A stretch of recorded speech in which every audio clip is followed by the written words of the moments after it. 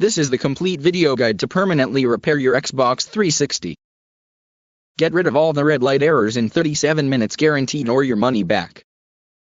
Why send your broken Xbox 360 away and have to wait up to 4 weeks for a fix? The Xbox 360 Red Lights Repair Guide will make it possible to fix your broken Xbox 360 in well under 1 hour. Save yourself a ton of money on what other people are charging for Xbox 360 repair. Do not wait 4 to 6 weeks for repair. Repair now and get to play your games today. Please click download link below.